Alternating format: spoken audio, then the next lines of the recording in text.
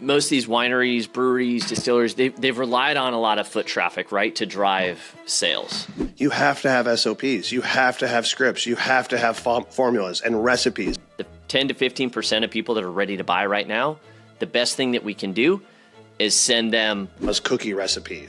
They just got your favorite recipe from the restaurant. Why are people choosing PR over engagement? Because people just thought it was like, hey, there's first base, second base, third base, home base, right?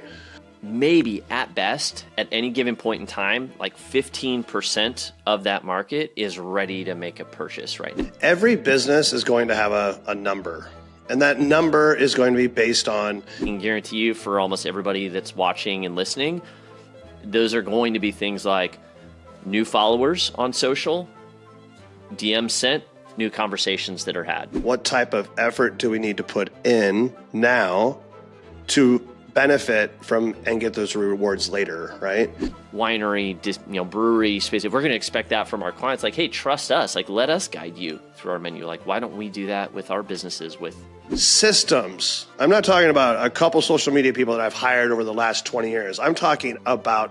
Why wouldn't you have that with how you're generating connection and relationship online? Because I think the thing that you hit on that's really important question, like, how do I get more traffic? How do I get more leads? How do I get more people like ready to buy? I'm like, well, you already have them because you don't. And to throw it out there with a really nice message, and that's called human connection. Looking at you from outside says, I want to be like that business because they got it nailed.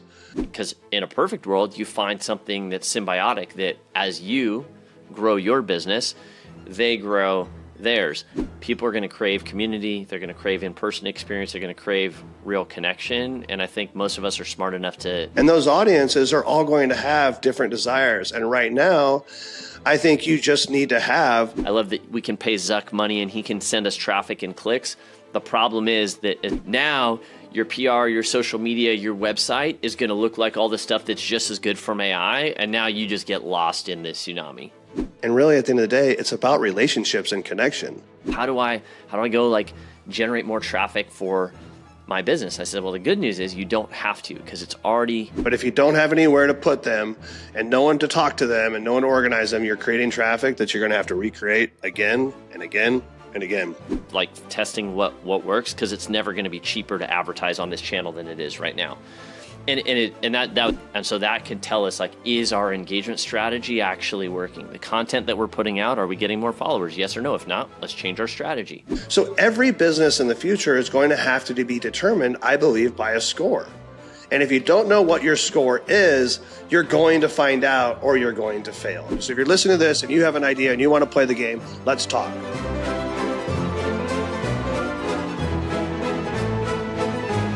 We've all done it. Spent a bunch of money on shiny PR teams, that gorgeous new website or social media manager. Only to let real people and too many leads slip through the cracks. I'm talking the lucky bucket syndrome. A guest DMs you on Instagram. Someone walks into your store. A client asks you a question on your website. What happens? Crickets, ghosted. We've all been there. And this isn't just restaurants. It's every single business with a storefront, both online and in person, that's built a culture and a promise, but drops the ball when it matters most. Yep, and we're here to change that, and sometimes we're going to name the names. This is My Ghosted Guest. Tragedy, hospitality, a home to heartbreaks, real stories, bad engagements, and amazing comebacks.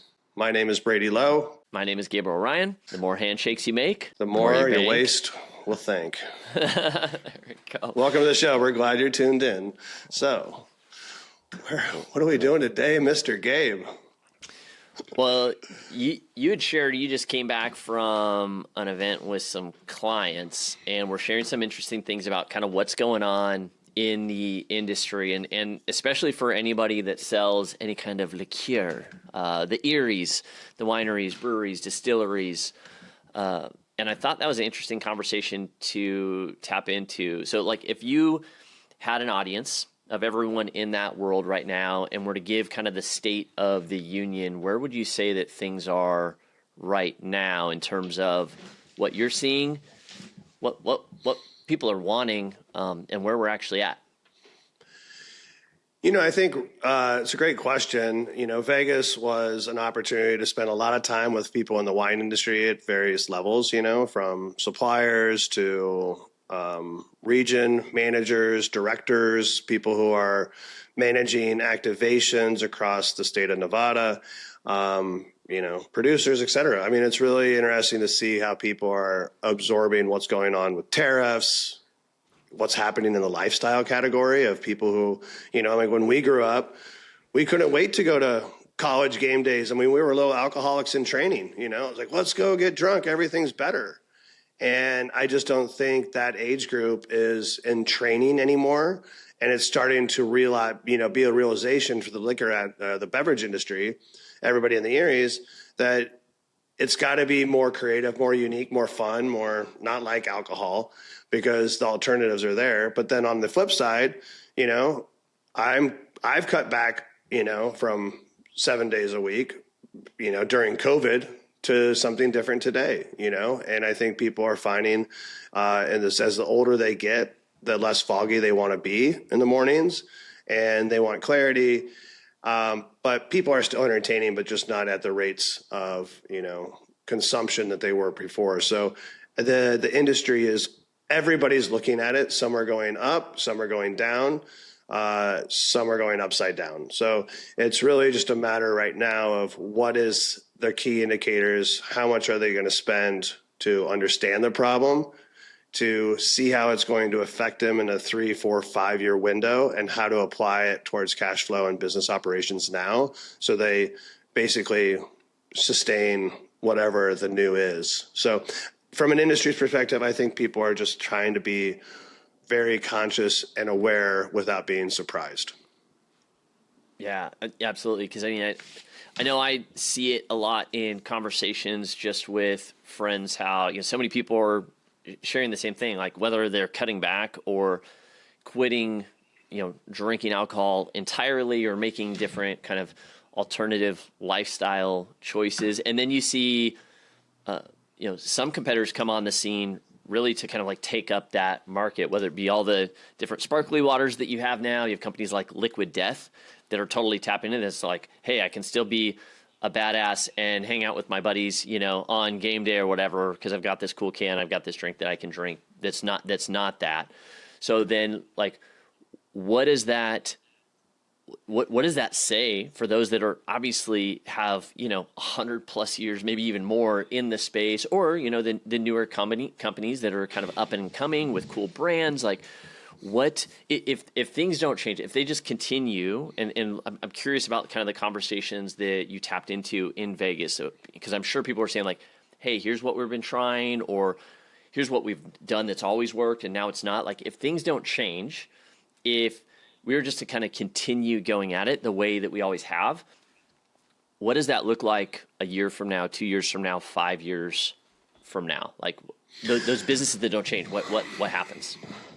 Well, I don't know. I kind of want to paint a picture, and hopefully this goes where I want it to go visually. But let's just think about it. Like, traffic is like a river, right? Mm-hmm. If you're a distillery, a brewery, a winery, a restaurant, whatever business, you have people that are walking by your business every day. Sometimes they're walking by your physical location, and then there's your digital area of traffic, right? So really, you've got two rivers. You're in the middle of two rivers, right? And one is your physical and one is your digital. So let's just call them one river now. Let's move the two rivers run into one, right in front of your business. And you're on the dock, and every day for the last 10 years, all these tubers are coming by, and canoers, and everybody in their little, like, now they've got, paddle boards, and now they've got like powered jets, and, so you keep seeing the technology on the river change, but you're just expecting to sit on the dock and sell them the same beer every single day. Mm. Right? And then all of a sudden they get smart. They're like, I'm not going to spend $7 for a beer on the dock. I'm going to bring beer in my new fancy floatable cooler, right? So people are always thinking, right? And I think if we look at what's going on with that dock mentality, is that if you saw that traffic or that river moving people by your door and you're not getting that traffic anymore, you're going to have to reinvent yourself and your timing to adapt to that river's pace. and its contents and who's in there. It might not even be the same audiences, same numbers, but different audiences, right? Yep. And those audiences are all going to have different desires. And right now, I think you just need to have sharper tools. What was once a megaphone, and you could just sit on the side of the dock and be like, we've got some beautiful beers and wines over here, pull over. That megaphone doesn't exist anymore. So you have to figure out how to hit them during doom scroll, how to get them before they get on the river, how to get them in the planning of the river, how to make sure that they know that coming to your dock is an experience that doesn't cost you anymore, but means a lot more to them. So you have to provide some type of value. And I think if you look at what that is right now, is what is that investment as a business that you're willing to make to get to know that river a lot better? Because you can't say, I can just milk the same river for the same next 10 years and expect my business to do the same. So I love that. So that's I feel like that's the eerie industry, right? I mean, this is where Ghosted Guest and meets the eerie of the future. And, I'm just thinking, like, how do we look at who the audience is? What type of effort do we need to put in now to benefit from and get those rewards later, right? Yeah. And how do you thus measure it? So, if you're a wine region with, 1,000 wineries representing, Bordeaux or, Ribera and Rueda or Champagne or Napa or Australia,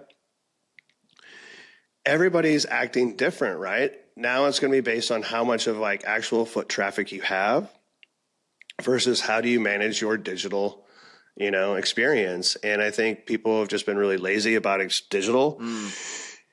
And now is the time to make exceptional products and to make people feel exceptionally seen and very welcome and very well connected to you. And to give you kind of an example, we were talking to, some friends in the industry, right? Clients of ours. And we just said, I can never compete with, as a European winery, with a California winery who is going to basically treat me like a human on Instagram, right? Email is a 20% open rate. That's a given state. That's going to go down. The more filters, the more EAs that are out there, it's just going to go down. Your emails are not going to find your audience anymore. Like, your megaphone is going to be no batteries, my friend. Then you've got your DMs. DMs right now are at 4-to-1 ratio. So they're at 80% open rate. And when I go to a winery in Napa or Washington or, being a U.S. citizen, right? If I go to a winery that I have access to and it's a 3-hour flight or a 1-hour drive, if I go in, I taste wine or I taste a beer or I taste a spirit, and I decide to purchase a bottle or something to take home as a sous vide. And then, weeks later, I'm like, get a message. And it's like, hey, Brady, how was the rest of your trip in Napa? I saw that you went to my friend's brewery. They're so nice over there. Hope you had a great trip. Cheers. 2 weeks after that, hey, Brady, I saw that you just got back from South Africa. How was, dude, Stellenbosch, killer winery. Any great wines? Any standout bottles? Cheers. Things that make me want to respond, right? To engage, but make me feel seen. Then the next one, oh my gosh, 2 weeks later, hey, gosh, I just saw you got back from Vegas. Like, did you make it to my favorite wine list in the city? Oh, where's that? Oh, you got to go to Lamai. Lamai has got these crazy old bottles, or Lotus Cyan, whatever. I'm like, really? Never heard of it. Oh, got to check it out next time. You see, in those 3 or 4 communications, I haven't even sold anything. I think my doc and my infrastructure tells people who I am. Like, they know me and my identity. If they're thirsty, they're going to get it from me if they like it. I don't need to say, we just scored 100 points on our next wine, and you should buy it today before it's sold out. That is when people are following us. But it's not that I'm saying that's not a technique. It just is not what's going to sell right now. And it's going to work for the very few who are very interested in that, like, accolade, right? Me, I'm looking for things that I can drink with my friends that are interesting to me and that I love. And if I'm connected to a person or a brand, that's where I can't compete with, say an Australian winery or a European winery who's like, we follow them and we hear nothing ever, right? And maybe we'll get a like on one of our stuff, but actually never. I never really get connected by wineries, right? And then I have this winery over in the U.S. who's like a friend to me. It's just a friend. Why can't I have like European friends? I want pen pals all over the place, right? I didn't make that rule. So I think we're just looking at how do we make our tools quicker? How do we make our teams better? And how do we get the results that give us small interest that compounds over time? And really, at the end of the day, it's about relationships and connection. Right? Yeah, so I want to touch on that because I think you're spot on. And I think there's some good news in this because up until now, most of these wineries, breweries, distilleries, they've relied on a lot of foot traffic, right, to drive sales. So it's like, okay, we know that, again, downtown Nashville is going to get hit with all the bachelor parties and bachelorette parties, Vegas too. Napa, you're going to have all the wedding crowds and you're going to have people that are going on, these destination trips or maybe that are local to Silicon Valley that are taking the weekends out there, and you're relying on all this foot traffic. And I think what the industry has done a really good job, at least the pros, like the best of the best, have done a really good job at capturing that foot traffic. Like, okay, when somebody shows up, how do we make sure like we are on their top 10 list or hopefully their top 3 list or hopefully at the top of that list?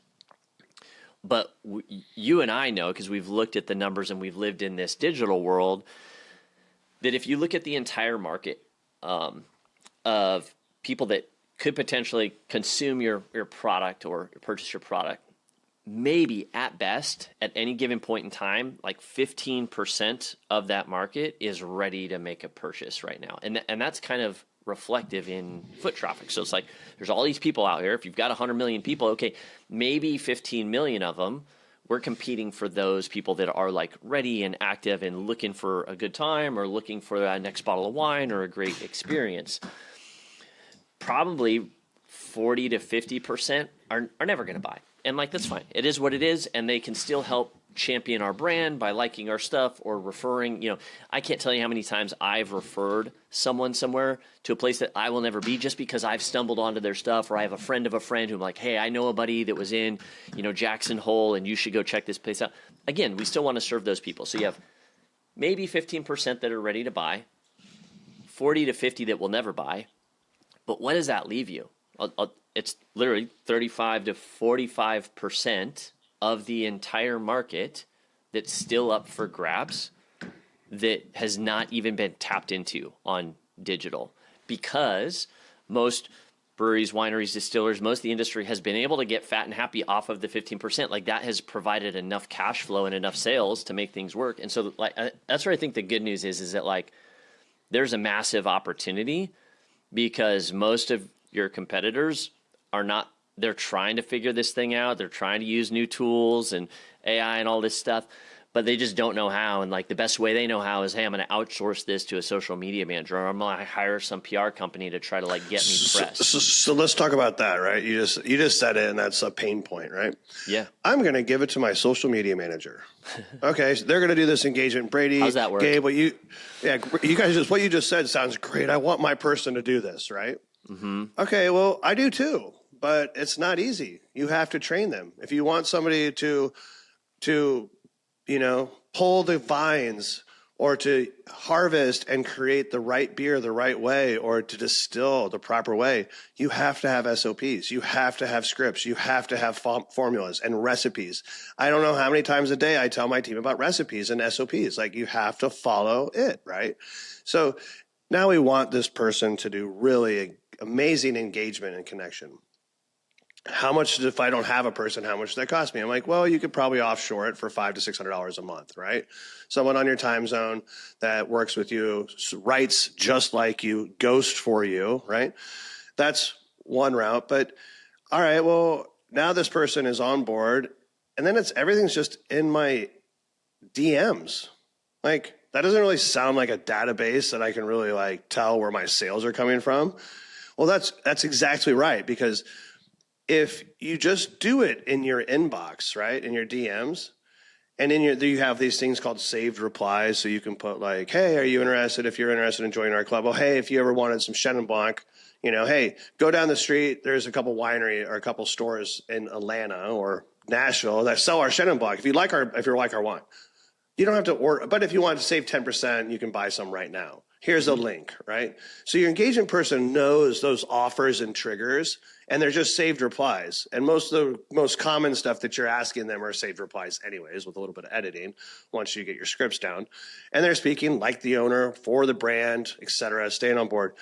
But it will live in DMs. Now, you can get things like ManyChat that help create an auto reply right when you get into like following them. So you could do like a fun little auto reply. You can create DM me order and it will send them the link. But again, you're going back to disconnection, right? Like everybody's going to want to like, it's like, Gabe, thanks. You sent the word order in. How's the day going, man? Like, good morning. Like, not just here's your list, purchase now. I'm like, that's where we're going to lose people. It's going to be like, good morning, Gabe. Hope you had a great night. I hope, anything fun lately. Here's the link, right? It's just adding a little bit of a layer. Like, how would someone, like a winemaker who gets into an elevator with you, how would you treat them? That's as simple as an engagement as it is. It's like, hey, man, like, how's the things going? Any big things this week? Good to see you, buddy. Just easy elevator talk, like just professional elevator. Anyway, so now you got all these people, and you got 1,000 people talking to you, and everyone's really excited, but it's all in DMs. Yeah. That stresses me out. That gives me an aneurysm. So now, you know what I mean? Now I'm like, I don't want to do that because I don't want to like put it all there, and then that person leaves, and then I got to go fish it all out. That, my friend, is why we have CRM tools, right? We have a website, we have social media, we have these things, but if you're not being accountable to the conversations and people, and if you find them valuable, then put them on a spreadsheet or in a black book or tattoo them on your skin. I don't care. Put them somewhere safe for the future, right? And organize it so you're compounding that interest and that time investment. Yeah. And you know how they are. And then basically you could hit little, like if you have a CRM tool, you could have little triggers. He likes Chinese food. I always see him with beer photos, even though he buys our wine all the time. He's, you know what I mean? So, yeah. I mean, you're putting that much care into your product, like what barrels are we going to use? How if we're delivering a tasting experience, like how we greet a guest when they arrive on site or even before. Like we have such a specific processes, or you call them SOPs, standard operating procedures. And even if we don't call them that, like we have a way that we do these things. So like, why wouldn't you have that with how you're generating connection and relationship online? Because I think the thing that you hit on that's really important, again, if we go back to the brass tacks numbers, the 10 to 15% of people that are ready to buy right now, the best thing that we can do is send them, be very direct and like, hey, here's how you join Wine Club. Hey, here's our latest release. Hey, reserve your tasting now. Absolutely.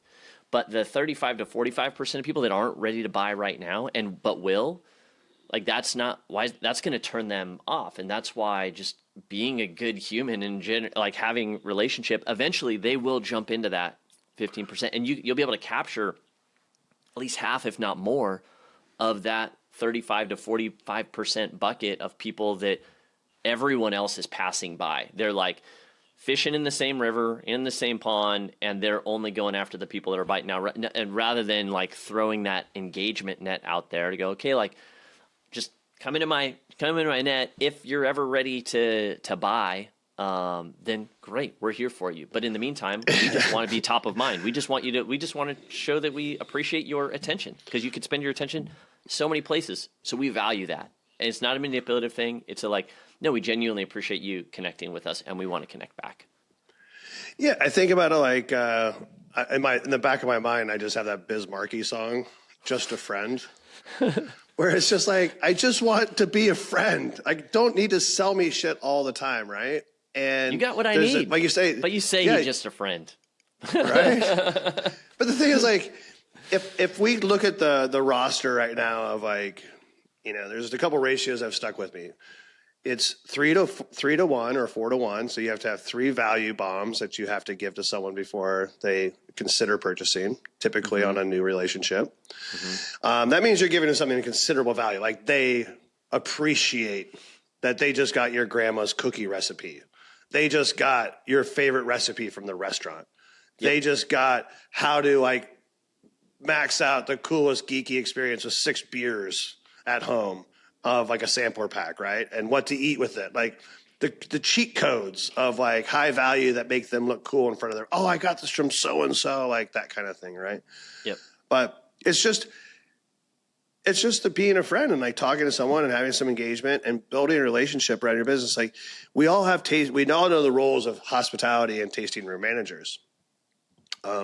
Okay. We need you to be very nice to people when they're on property to make them feel like $1 million. But when they leave, you get nothing. And I think that's where just a friend comes in. And if you start to look at the process of that, it's very unique, because I just want somebody to be like 30 interactions from now, which is the other relationship, right? If you have somewhere between 11 and 30 interactions on Instagram, LinkedIn, etc., in short, cinematic, punchy ways to communicate with someone, not diatribes of what I do and what you're trying to buy from me, but punchy, cinematic. You go after and you say, hey, 11 to 30 different interactions. You're like, oh, by the way, we're friends now, right? Do you know that we sell wine? So if you ever need anything, let me know. And you're like, yes, I know you sell wine because that's what your Instagram account is all about. And that's where we met you at the winery. Like, I don't need to remind them every day of what I'm doing, but I just need to remind them that we care about them as humans, we see them, and that they are valuable to us as part of our community. And I think where my bone to pick is with entire systems. I'm not talking about a couple social media people that I've hired over the last 20 years. I'm talking about thousands upon thousands of social media managers and PR people, and PR fucking sucks. Because people do not care about their clients. They care about clients, vanity, and PR, and making them look good so they can sell their services to another client, because I'm working with this winery, I'm working with this guy, and we got them this plug in Forbes. And that's what's happening. Like, people, like, they want to put you on a pedestal so that they can go tell another client in the future that they just put you on a pedestal and sell them services. Versus, I have a client over here who has 14,000 customers who are being engaged with regularly. We have a person who does 40 hours a week dedicated to engagement and human connection. And they do it what? In the voice of the owner of the brand. Not in their voice, not looking for cutesy little crap. It is tone-based authority. And I think we've just been lied to, misled. Why are people choosing PR? Why are people choosing PR over engagement? Because people just thought it was like, hey, there's first base, second base, third base, home base, right? Yep. But we never forget about home base, because most people always get tossed out. You know what I mean? Yeah. So it's like the 4 horsemen. You gotta, like, you agree, like, all right, first base, website. Second base, we got to go to Instagram. Third base, all right. Maybe let's do a shortstop, but, like, third base, let's do PR instead of, like, paid ads right now. But that's the traffic, and then hopefully you get to the home base, right? And you get a score. But I think a lot of people never make it all the way around the track, and they just forget that there's the 4th one, which is a CRM tool, so you can manage and connect everything together and keep your database all in one place. And I think that's where we've been boondoggled. It's the boondoggling, the great boondoggling. I think it's the boondoggle. I think it's the boondoggle of the century. Like, yeah. I mean, if you were to ask me today what the boondoggle of the century is, it's that PR people, social media people, and those who do websites, they never told us about the importance about having sales first, sales left, CRM tools like High Level, et cetera.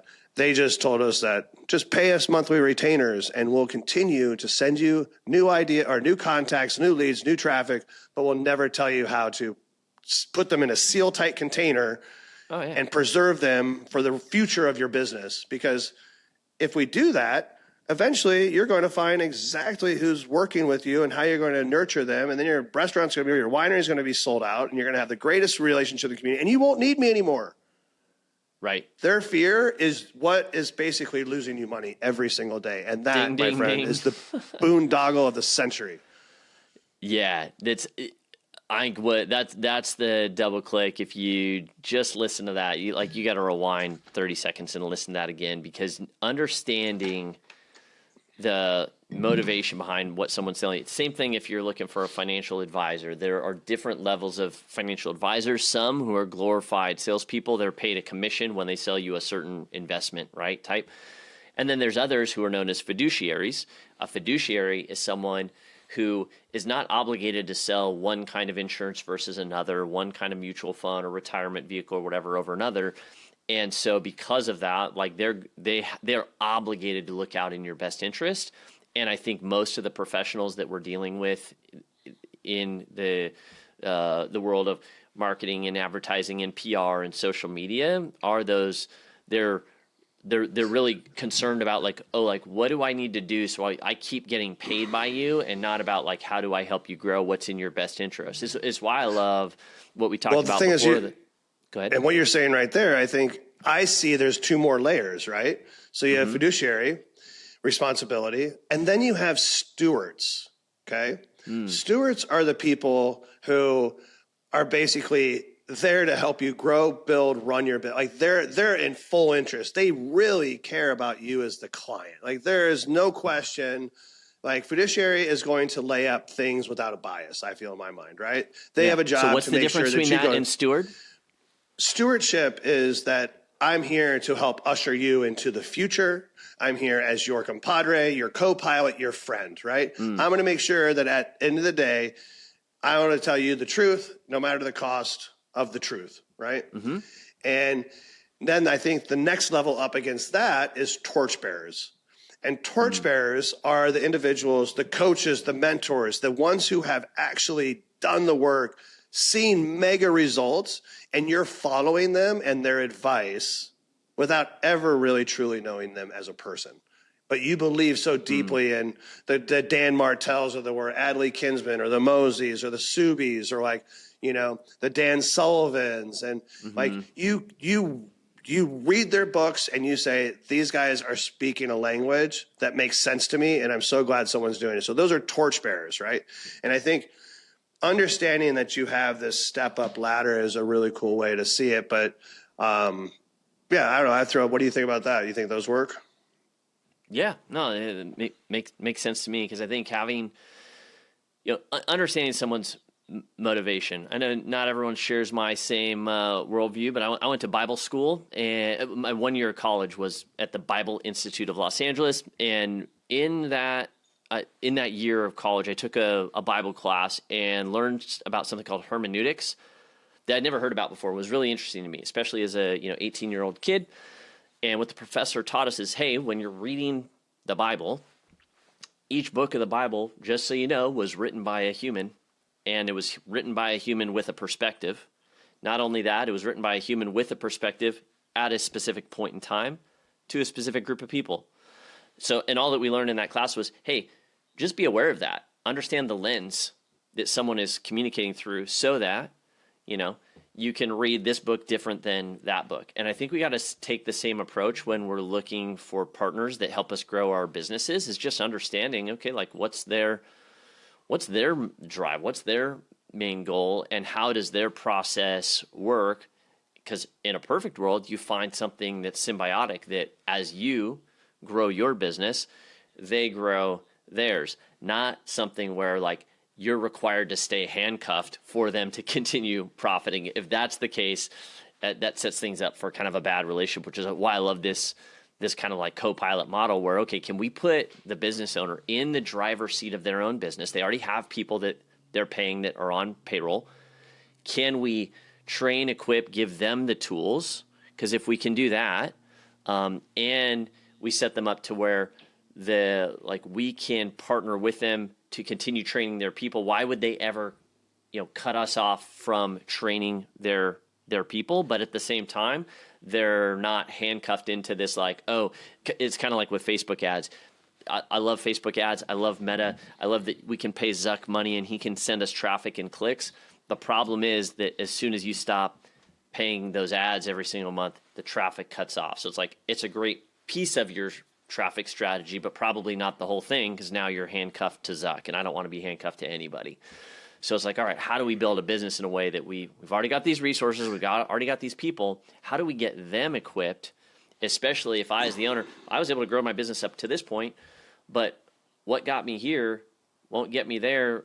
I got to admit that I don't know what I don't know, and there's all this stuff that's coming at me with, AI and technology, and now, people are making different lifestyle changes. So I certainly need to go outside of myself to get some insight, but I still also need to stay in the driver's seat. So how do we manage that paradox of I want to learn from smart people and I want to get help. What did you call it? Hermeneutics. So I think in the book of hermeneutics that you're sitting on the dock of your business, right? And you have a river of traffic in front of you, and what was working before is now not working, and you're concerned at some level. On one side, it's critical. On the other side, it's, a season, right? Seasonality. But I think right now is with AI, what we call, I say, the AI tsunami sitting off the coast of your business, right? Mm-hmm. And you're the United States of America. That's your business. You've got all your finance and people. Everyone's everywhere they need to be, right? You've built this thing. But there's this big tidal wave. It's not a tidal. It's a tsunami of content. And you got to think about it like this. This is crazy. There is so much conversation about what's going on right now about power and the amount of power consumption that these plants are pulling in. You think for one idea that it's making widgets that we're going to consume? No, it's making content designed to distract us. That's it. All this energy, every time they say energy and the cost of we're paying to be distracted. I mean, literally it's a blowout model, but let's just say that this AI tsunami is coming. There's a ton of energy behind it, and our potential business is going to get washed out. What your river is right now is about to get flood basined, crazy zone. It's about to come up right to the foundation of your business, right? And you're going to be all right, now I got to put galoshes on. Now I got to figure it out. Or do you want to do it when it's dry? And you want to build the IP moat and the protection around your company? I think from your book of Nutrix? Yeah, close enough. Yeah, hermeneutics. Hermeneutics.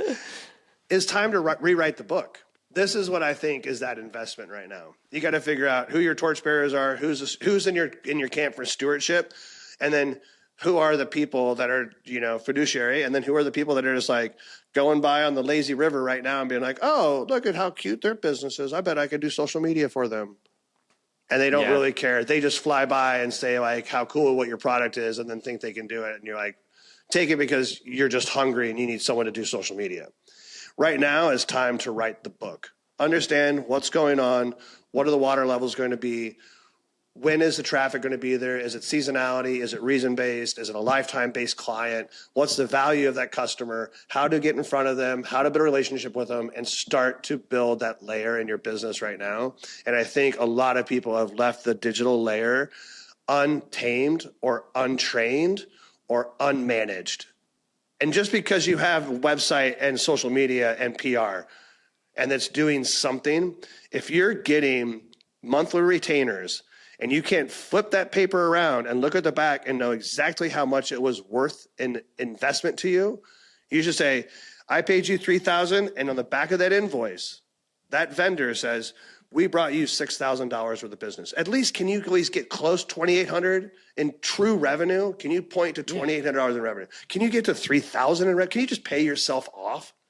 Please help me do that. If you're not in that space and that conversation with your vendors, potentially they're the wrong vendors, and it's time to rewrite the book, because you can rewrite the book with those optics at this time for your future. And I would say that's key number one. If you want to be the king of your dock again and watch that traffic just get in line to hang out with you, it's a much better problem to have than watching everybody fly by. Yeah, because imagine if, while like you're watching all of your competitors, they're complaining quarter over quarter about sales going down, not selling through inventory, right? And at the same time, you're doubling, tripling, quadrupling the amount of traffic that you're getting. Like if you could just get twice as much or maybe 3 or 4 times as much traffic, regardless of what's going on in the space with AI, regardless of what's going on with this kind of shift to, healthier choices or people kind of walking away from alcohol, like how much, even in spite of those things, if you had twice as many eyeballs on your brand, 3 times, 4 times as many eyeballs on your brand every single day, like, don't you think you would see sales go up while everyone else is struggling? And like, I think like that's the opportunity here where most won't do the work that's required. And the crazy thing is, it's like, it's not that much work. It's just different from what has gotten us to this point. I mean, to me, yeah, I would be great to have 6,000 more eyeballs on my business. But I'll be honest with you, Gabe, I have 6,000 visitors to my website every month. Mm-hmm. I don't know. I don't have the systems to basically talk to every single one, right? So I think it's quality over quantity, right? Sure. And I think it's really important that we start conversations with the people in that 6,000 that want to have a conversation, and we figure out, are they here for a reason, here for a season, or are they here for a lifetime? And we sort out those who are here for a reason, and we move them into the lifetime category. Oh, yeah. You know? Let me qualify what I was talking about in like the doubling, tripling traffic, because that already happens with PR. But you're spot on. It's the kind of traffic, and I would replace that with engagement, because the follow-up is not just how do I double, triple, quadruple, because you might be getting in front of, again, we talked about 15% ready to buy, 35 to 45 not yet. You might be getting in front of that full 50 to 60%, especially like with PR. But if there's no next step after the piece that they read or the post that they see in their feed, then like it was wasted. That fish swam right by. Or if you throw out the net of engagement, and now imagine you're able to keep them in your little part of the river when they're finally ready. Now they're going to buy from you, not the competitor. And so it's not about double, triple, and quadruple. Like, I can't tell you how many businesses I meet with that most of them, their number one question is like, how do I get more traffic? How do I get more leads? How do I get more people like ready to buy? I'm like, well, you already have them, because you don't actually generate traffic. It was speaking to a group of entrepreneurs yesterday. It was like 40, 50 entrepreneurs here locally in Nashville. And one of the gals, after I gave my talk, because I showed our entire system, which just like the human body, your acquisition system, how you turn someone from a stranger into a client, same thing. It's made up of a few different systems. And I showed it to her.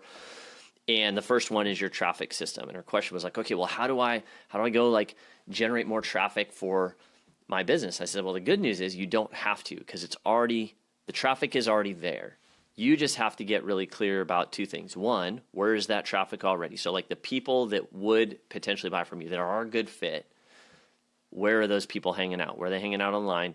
I can guarantee most of them are going to be on Instagram and Facebook. They're going to be on TikTok. They're going to be on these places. Where are they hanging out in person? What events are they going to? Like, you have to know and understand where those people are hanging out.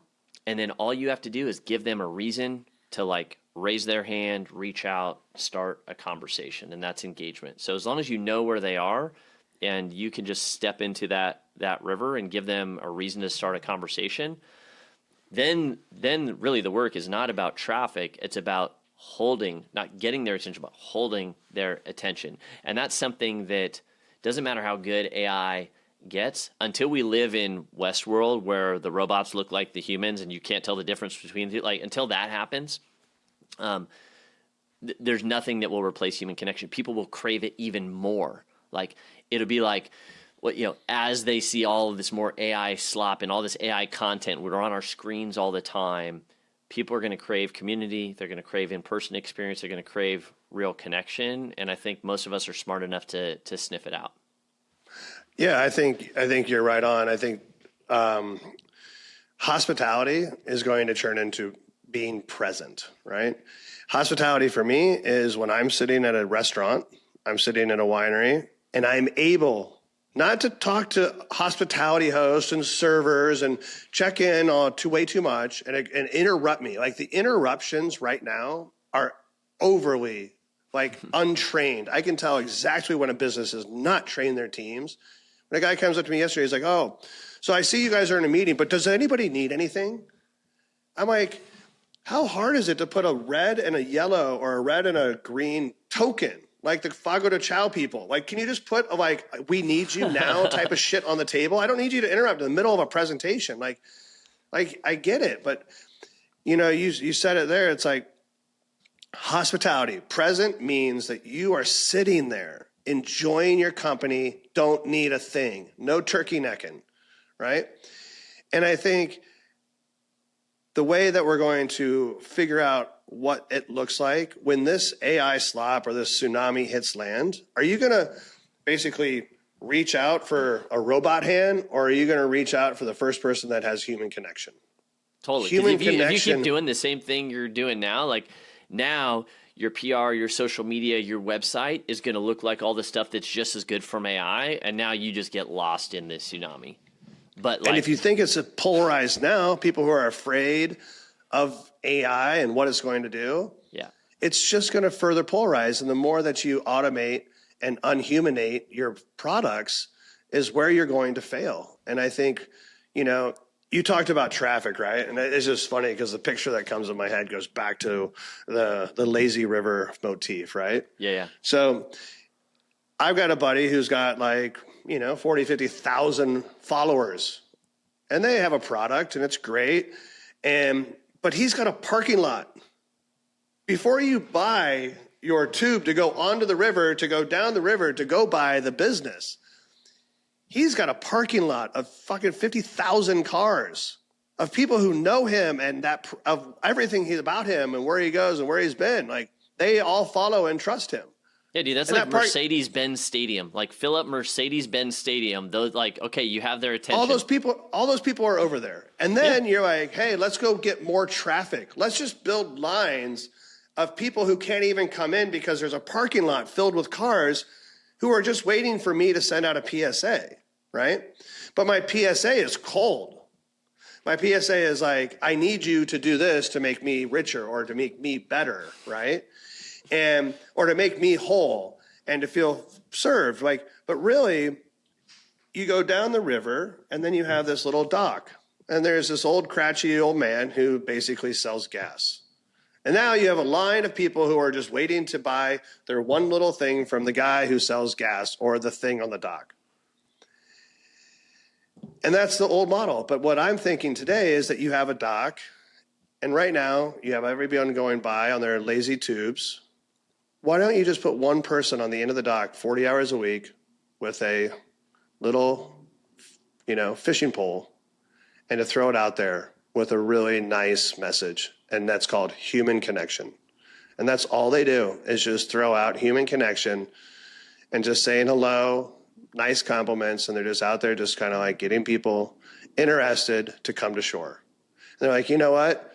I like them. They're nice, but maybe I'm not hungry right now because I just bought lunch. I don't need a burger right now, and I don't need a piece of pizza. I'll just go, but next time I want to stop there. So, hey, guys, next time before we come back, let's just not. But they also got reminders from that same person who, when they're not at the dock and they're inside at the desk, they're sending little, compliments and reminders and hellos to those same people. It's if you don't have somebody on the dock right now doing engagement, that all that traffic is just going to continue going by. All you're going to do is just increase the ratio of the people who are really hungry to buy right now. But if you don't have anywhere to put them and no one to talk to them and no one to organize them, you're creating traffic that you're going to have to recreate again and again and again. Yeah. The goal is to get traffic, be a friend, put them into a place where you can have them organized by what they like, who they are, where they're going, and then be able to reach out to them in the future with the right information at the right time. But otherwise, the right time is just be a friend, check in, go around to your followers. And then all of a sudden you've got 50,000 followers. Now you got 1,000 people who are buying from you constantly. And all you do is just look at their posts, show love, make comments, just keep them engaged. Right? And they will never lose your product because there's not going to be businesses who can do that using automation. It is human touch. So you start now, in 3 years, when everyone blows up, you're going to have 1,000 people that are going to buy your products consistently and continually get other people to buy products for you because they're going to be loyal, good feeling humans about your human connection in your business, you know? And then you're going to go down the river and you're going to have the crazy tube party. Everyone's going to be there. Everyone's going to be having a good time because everybody's going to want to get in. You're like, no, these are my 1,000 people. Like, this is who's here, you know? And you build a pod out of it, build a business. So I think it's, I think you just have to put that one nice person with the fishing pole on the end of the dock to run it 40 hours a week and just always keep it out there because you never know. There might be one lone person flowing down the river that day by themselves, but you're too busy doing books to like say anything to them, but this one person is just like, their job is just to like, hey, you Gabe on the boat over there. What are you doing? Throw me a burrito and Baba burritos. And I think there's a cautionary tale here. Because sometimes too, like like you mentioned, that can feel overwhelming of like, wow, that's a lot. If I think of, 50,000 followers and how even with one person, 40 hours a week, do I trust them to have that many conversations and how do we do that? There still is absolutely like an automation and an AI component here. And our most successful clients are the ones that we get really clear on what are the points of leverage, the things that the humans should do to like create that general connection, and what are the things that the robots can do? Because absolutely, we all should be using automation, AI, CRM, these kind of tools that we have. But when they're used in the wrong spot, it's kind of like when you end up calling in somewhere and you get stuck in some stupid phone tree and you're like, I just want to talk to a human, or you're on somebody's site. So I think, getting really clear on, okay, what are the things only the humans can do? And we've done this time and time again. We probably built like 100 plus AI agents now that specifically just have one job, which is to respond when somebody fills out a form on your website, right? And we've learned a lot through that process. But my bent is typically to kind of like over-engineer and over-automate things. And we learned that very quickly that was a problem. Let's not do that. But there's a couple areas where like we can use automation. So a really good example of where to do that is that initial response when somebody does reach out, because we call it speed to lead. Speed to response is so important. It would be like if somebody walked up to the host stand at your brewery and the hosts are sitting there, they're looking at the iPad and trying to manage tables or whatever.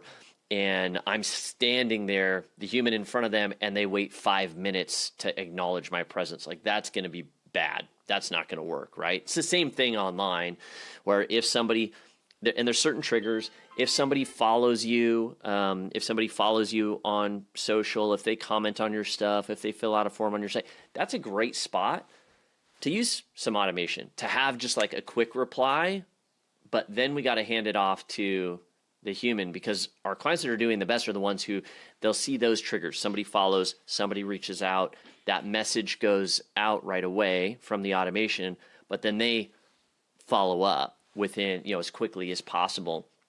We see that end up driving sales a ton.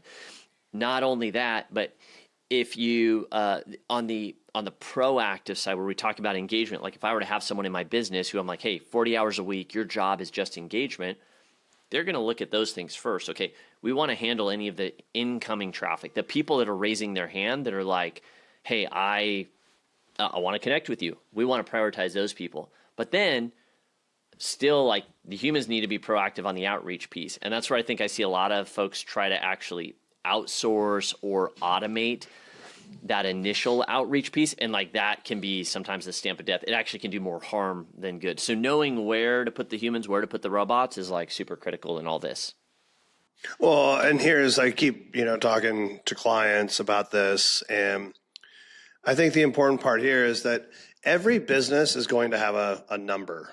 And that number is going to be based on exactly what you're doing between automation and humanation. So on one level, a business that doesn't need to be it's highly productized. It is serving a quick purpose, a quick serve, something tech, SAS or SaaS, et cetera. Yeah, I mean, you might need 10% automation or you might need 90% automation. But if you're like 90% automation and 10% human on the CS, the customer service, then you're a score of 10. But then some hospitality-based brands are going to have to be on the higher side. They're going to be 85. And the triggers that are going to make you an 85 score business is based on the criteria of what your customer expects from you, right? So every business in the future is going to have to be determined, I believe, by a score. Mm-hmm. And if you don't know what your score is, you're going to find out or you're going to fail, right? And when I say fail, might not be closing your doors, but you're going to feel it. You're going to feel what's coming. And I think if you can grasp the idea that automation is going to play a role in your business, it probably already does. If you think about QuickBooks, it's automation, right? Mm-hmm. So there's things that are happening already. But when it comes to customer service and hospitality facing experiences and connections and human interaction and engagement, you're going to have to figure out what that number is. So I call it the connection engagement number, right? Mm-hmm. You've got to figure out what you can use for tech and what you need to use for human.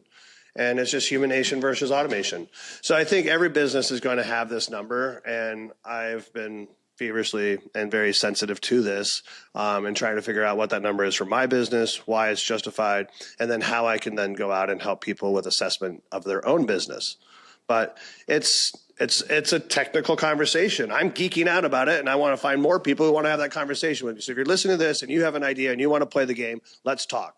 But that is a very interesting place because that will give you at least a target for what your team needs to do, what kind of tools you're going to need, how to stack tech, how to stack marketing, how to staff your teams, and who needs to do what so your business moves forward at light years. And then everyone else looking at you from outside says, I want to be like that business because they got it nailed. That is the ultimate compliment, I believe, when you're starting to build and grow your business again, is when other people try to copy you. Oh, yeah, 1,000%. Because like it'll show up on the outside. They'll see the final results. They won't understand kind of what's happening behind the scenes unless you tell them. But when you can, as the owners, the entrepreneur, look at your business and correlate the number of DMs that your team sends, the number of conversations that are happening on socials in the DMs, and you can equate that to an increase in sales, like you've won the game. You've got a system that's rock solid. And so like that's the call, is to be able to go, okay, well, like you talked about, there's a lot of things that we could look at. This score, this kind of engagement score gets really technical, but the good news is it can be simple. It's one of the first processes we always walk through when we're looking at a business, which is, okay, what are those 9, 10, 12, maybe tops metrics we would want to look at that we know can correlate specifically to sales? And I can guarantee you, for almost everybody that's watching and listening, those are going to be things like new followers on social, DM sent, new conversations that are had. And the difference between a DM sent, I could send you a DM. A conversation is when you actually reply. We have a little bit of a back and forth. Obviously, that's going to be a lot more valuable than just a new follower, a new DM. But if you're tracking those three things, you start to see a trend over time. I'll relate it to this because I think there can be a problem sometimes with what we call in marketing, we call attribution, where it's knowing that, hey, we spent this money on this thing and it gave us a return. So, hey, we spent X amount of dollars on these press releases or this PR or this event, can we actually say that these sales that came 30 days, 60 days, 90 days later came from that thing? And it used to be a lot easier to do that. For example, like when we had, let's say, radio and TV, and we're running ads, we might have a different number for radio than TV. And so any orders that came through the radio number, we could attribute to radio. Any numbers that came through the TV number, we could attribute to TV. It is getting increasingly more difficult to do that. And especially depending on your business model, if you represent one of these larger wine regions, you're not going to be able to say like, okay, well, we did this press release and it created this number of sales. Like there's such a long tail behind that. But what we used to do in the financial space is we would try to find something we would call a leading indicator. Like, okay, is there something that we can measure based on our effort that tells us that should mean more sales later? And then, of course, we're going to look at those sales at a later date.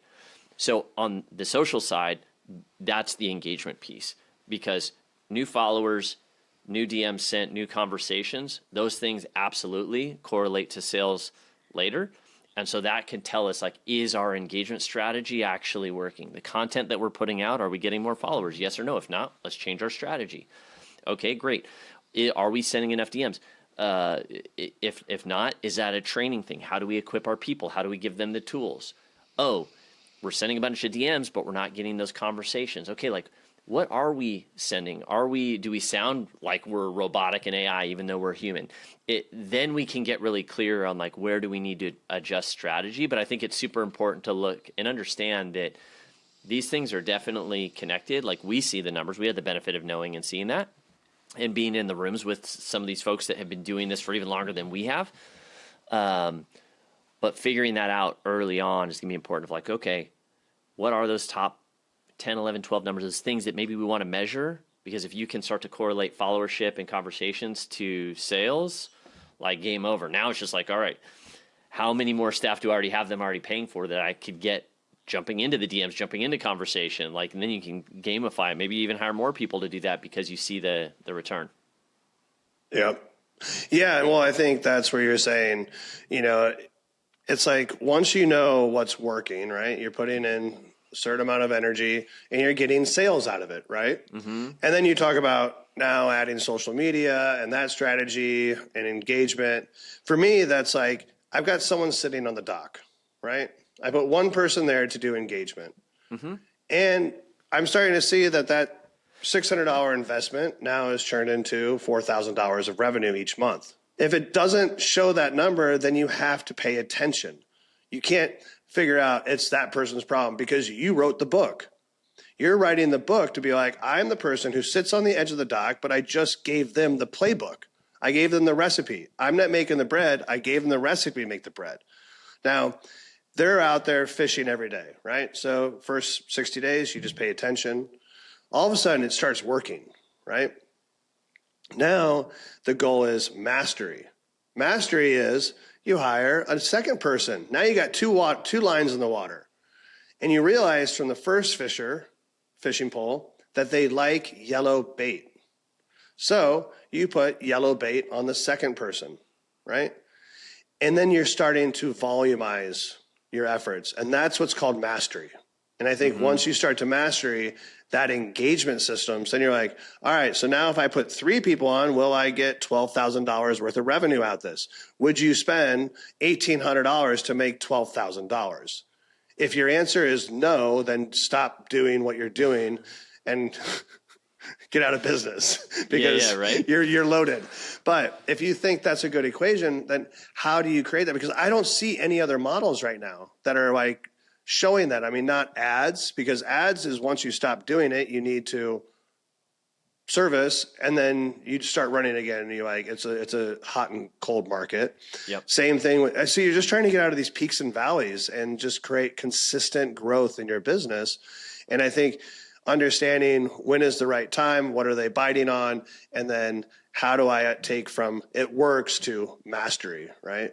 And once you master you need a things, process for that, because too, like a lot of times, you throw a line in the water and they might not be biting right away. So before you find the yellow bait, like you need a process for it. And so many people, when we first started jumping on and doing Facebook ads, be like, oh, I tried that. Like Facebook ads didn't work. I'm like, And this is back in 2015, which I'm like, man, if I could go back in time and like run ads on Facebook with like 2015 strategy and dollars, like competition was so low.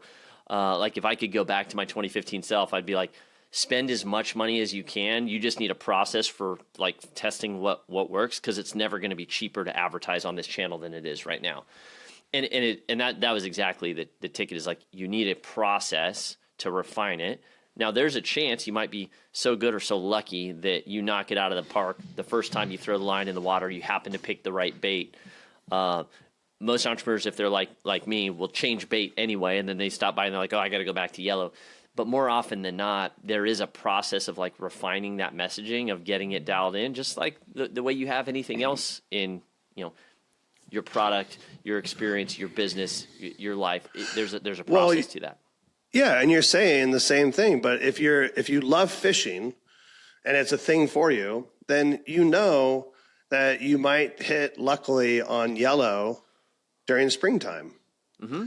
And then when summer comes around, they might go to blue. And when fall comes around, they might go back to yellow. And then, it might have to be live bait in the winter, right? Yeah. Because they move slower and they just want fat snacks. So yeah. Or you're like, the smallmouth are gone, so I'm going to drag a worm on the bottom of this bed and see if I can pick up a catfish. I don't know, But that's where the business pilot, right?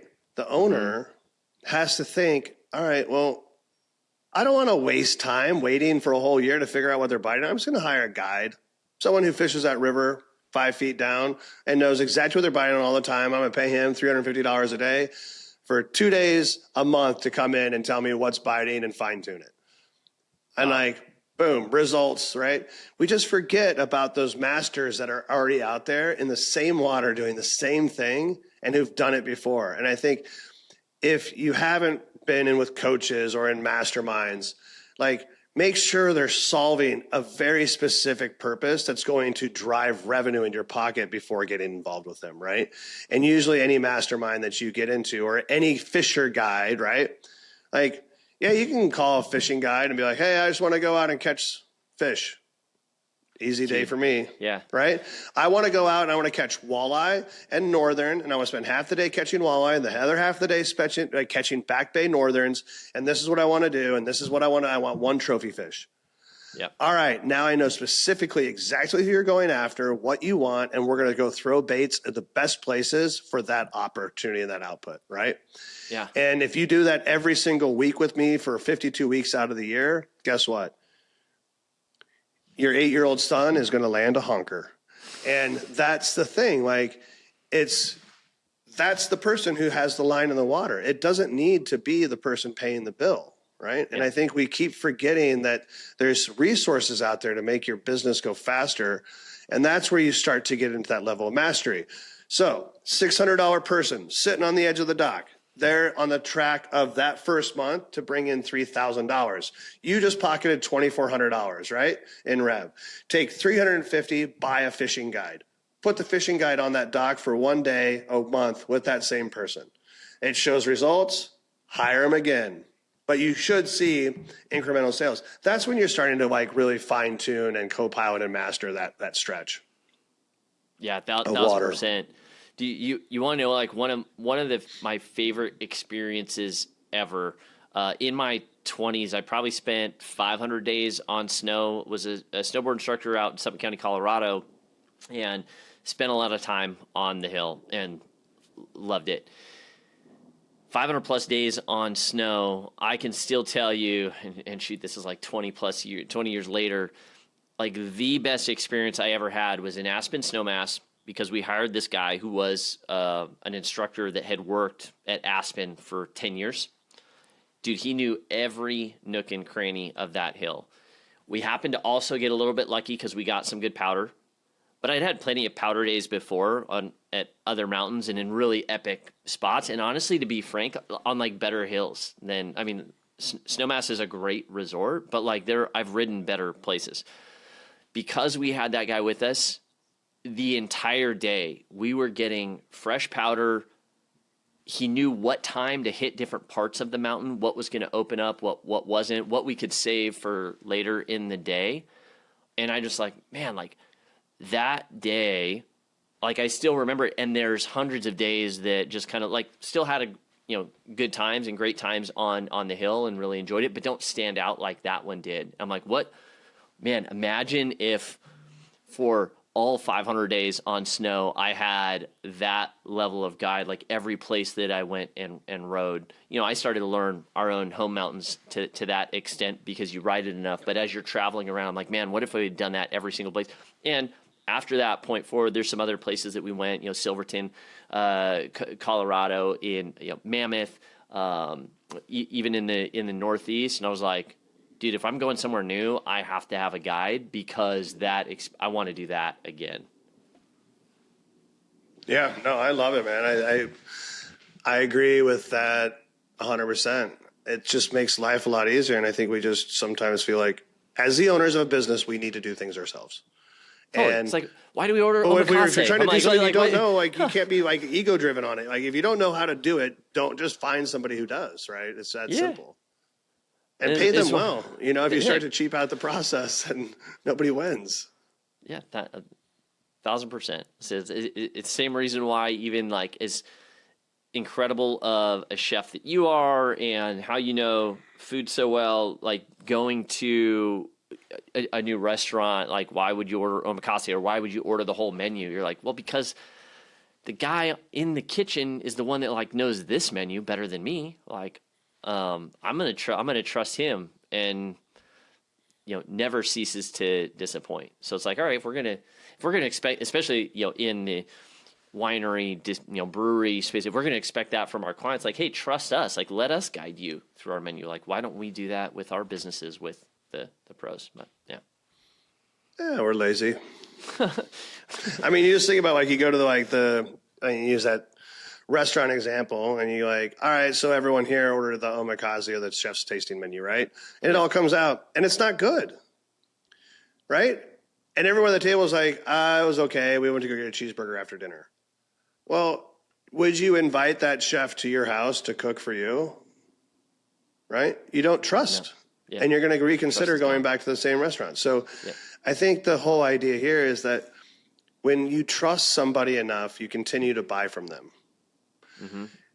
The future and what we need is we want that chef or whoever that brand leader is or the brand itself to reach out to us and show us that we actually matter at that table, right?